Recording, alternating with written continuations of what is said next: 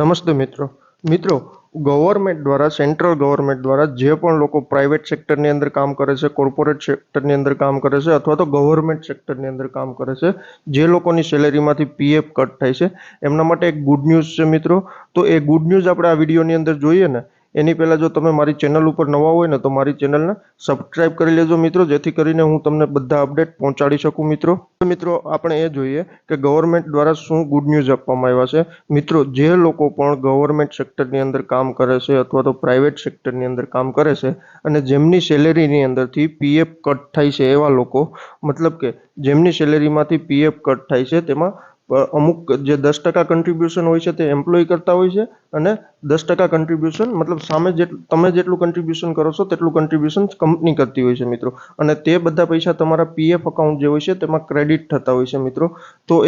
તમે જ્યારે રિટાયર થાવ છો ત્યારે તે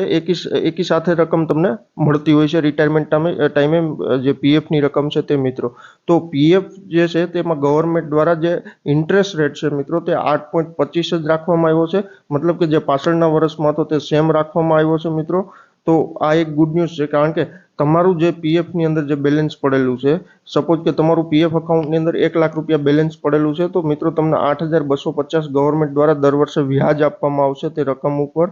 અને જે પાછળના ફાઇનાન્શિયલ એટલે કે 24-25માં જે ફાઇનાન્શિયલ યરમાં જે ઇન્ટરેસ્ટ રેટ હતો 8.25 તે સેમ રાખવામાં આવ્યો છે મિત્રો. તો આ એક જે લોકો ગવર્મેન્ટ સેક્ટર અથવા તો પ્રાઇવેટ સેક્ટરની અંદર કામ કરે છે અને જેમના અકાઉન્ટમાંથી પીએફ કટ થાય છે જેમની સેલેરીમાંથી અને પીએફ અકાઉન્ટની અંદર ક્રેડિટ થાય છે તેમના માટે આ એક સારા સમાચાર છે મિત્રો. અને જો પીએફને લઈને તમને કોઈ પણ ક્વેરી હોય મિત્રો તો મને કોમેન્ટ કરી તમે જણાવજો, હું તમને જેથી કરીને આગળનો જે વિડીયો છે તેમાં આપણે પીએફ કઈ રીતે વિડ્રોલ કરવું, તેમાં 2025ના નવા વિડ્રોલના રૂલ્સ શું છે તે ટોટલી વસ્તુ મિત્રો આપણે ડિસ્કસ કરશું. જો તમે મારી ચેનલ ઉપર નવા હોય તો મારી ચેનલને સબસ્ક્રાઇબ કરી લેજો મિત્રો અને મારા વિડીયોને લાઇક કરી દેજો, જેથી કરીને હું તમને કોઈ પણ નવા અપડેટ આવે તો તે તમારી સુધી પહોંચાડી શકું મિત્રો. Thank you.